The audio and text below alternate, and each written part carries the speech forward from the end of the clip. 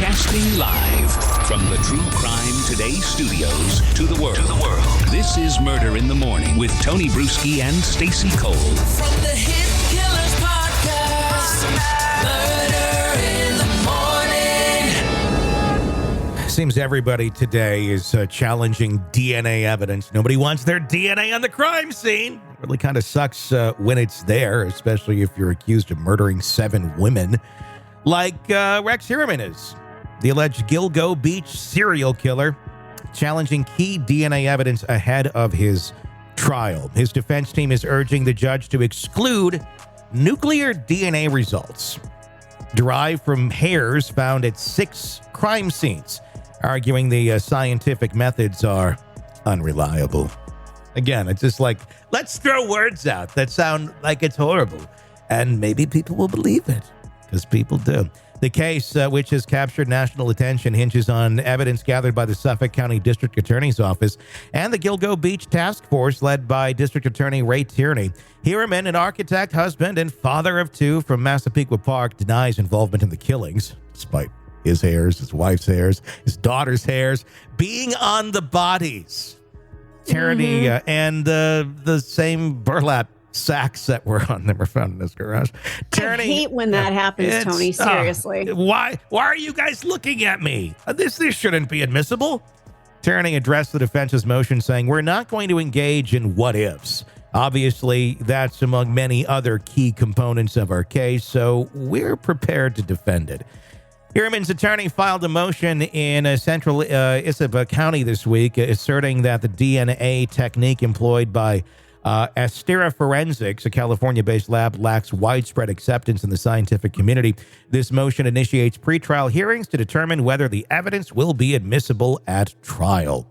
If we weren't confident in the efficacy and the admissibility of that evidence, we would not have used it, Tierney stated.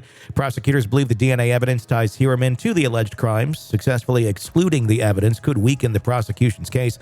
However, Tierney expressed readiness for the challenge, adding, "We'll abide by the mandates of the court. We'll have the hearing. We'll be looking forward to doing so." The hearing of the DNA admissibility is set to occur this winter, depending on its outcome and the time required to address other challenges. The trial could begin later this year or early 2026. Heuermann, who was arrested last year, is also suspected of other unsolved murders connected to Gilgo Beach. However, Tierney clarified, "We don't make assumptions. We just continue to work the evidence and see where the evidence leads." Next court date for Heuermann, January 15th. We'll, of course, follow it for you right here. This is interesting with DNA evidence. I feel like we're back. This is going to be kind of an interesting analogy. I'll see if I can make it. I feel like the state, I feel like attorneys are like the record companies back in the late 90s when MP3s were coming out, freaking out about CDs. And oh my gosh, they're so important. We got to keep the CD sales up. We got to do this. And it's like, that's not the most important thing anymore. You know what the most important thing is? Digital evidence. And I'm going to guess Rex has a lot of it. Like, there's an insane amount of terabytes that they have of things from his basement and other devices. And we already know that he was looking into weird child porn shit. That's already come out in the affidavit. So he's going away for that no matter what. I'm going to guess there's a lot there. So should we stress on the DNA? Should we make sure it's right? Yes, no matter what. And the defense is the one that's really raising their hand because they don't have much of a case. So they're going to go and say, "Oh, this is not right. The scientists don't respect it." And then you look around and it's like, maybe like a few weird ones don't, but basically everyone else does. It's just like that. There's a very strong focus over on DNA, which, yes, if we have it, it's great. Let's use it. And clearly I don't see any issue with this here. But the money, the big thing is that digital evidence. And I think in the future, that's going to be the one. If anybody wants to try and get something thrown out, go after your digital evidence. Fuck the DNA. Go after the digital, because that's what's going to sink your ship faster than anything. And here's the thing. This guy has been so meticulous with note keeping and and being weird and having some strange notes doesn't make you a killer. But he had an Excel spreadsheet, right? Yes, with instructions on how to kill people. It sounded reminiscent of what they found. It matched up to one of the victims, actually. Yes. Yeah. So tell me, as far as coincidence, I take copious notes. You're not going to find anything sitting in my office right now that matches up with some dead body, 7 miles from here. It's weird. Here's what the defense is going to be. This is my prediction, is that Rex Heuermann, yes, he's done some dark shit. He's frequented prostitutes. He's done this stuff. He's cheated on his wife. He's this and that. And he's drawn to the darkness. And because he knew people in that world, he was fascinated with this story. And he's been obsessed with it. And he's been taking notes and maybe going too far sometimes in his mind, but that doesn't make him a killer. It may make him a disturbed person who is following something that's horrible. And we may all find that disgusting and repulsive, but people do those sort of things. It doesn't make him the murderer. That's going to be my guess. And if it's not, I just gave the defense an angle to take. But I think because the DNA is so strong on this, the digital is so strong on this. Look, when the FBI was in there and they're going through they were like digging shit up in the backyard. They're serious. They have a lot of information on this person to really think, oh, we should excavate the backyard today. They're doing that for a reason. Yes, there is a reason for it. So I don't think he has a leg to stand on. Again, I think his attorney's doing his job. I've been fairly impressed with his attorney, actually. He's doing what he needs to be doing. And again, we're throwing shit at the wall and seeing if it sticks. This is how a trial works. You try and get as much shit excluded or included as you can before it starts, and take as many pieces of the opposing players' pawns out of the way or anything else, and then start the game. But it's not very effective when these things are key pieces of evidence and there's really no question of their validity.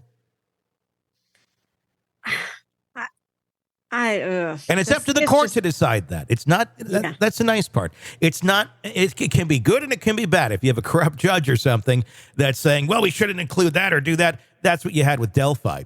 But if you have a legitimate judge that is truly after justice and wants to see things through, they're going to consider all of these motions and make sure that things do add up. Just because an attorney before a defendant says something doesn't mean it's true or accurate. It's usually some semblance of it, but also it works the same way too on the other side. 100%.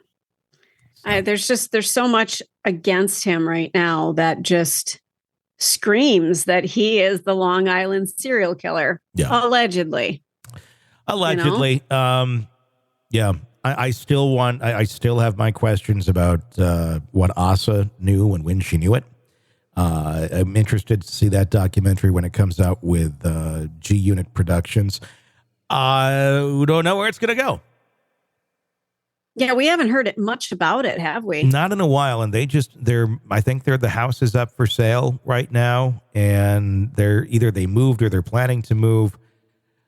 Again, I really hope that they didn't know much about this. And they were just in their own world of whatever. I don't know how you live in that world, but doesn't make them, the daughter or Asa, killers either. But I do question what was known and when, without a doubt. And that I think will. It just seems like there's so much stuff going on in that home. There's no way that she didn't know something was up. I don't know. It's a hoarder house too. I mean, this thing, if you ever watch like Hoarders, like in one room, there's like a pile of dead cats, and the other, like somebody's sleeping soundly in the one room that's like cleaned up, that is like living with so-and-so, and they refuse to live like that. And then in the other part, like there's a Grampy over there who's not gone out of the chair in 25 years, and his T-shirt's turned black as he sips out of the bottle of vodka and kicks himself down the hall to get to the bathroom. Mm-hmm. True story. Yep. So I guess you could say sometimes it's hard to know what's going on everywhere. But I wonder, how separate of lives they were actually leading, though, too. They don't seem like a lovey-dovey couple that were sitting on the sofa at night watching reruns of Roseanne. Or do they? That is the question. All right, true crime addicts, let's cut the crap. You're knee-deep in the gory details of your favorite podcast when suddenly a commercial hits like a bad meal. Seriously?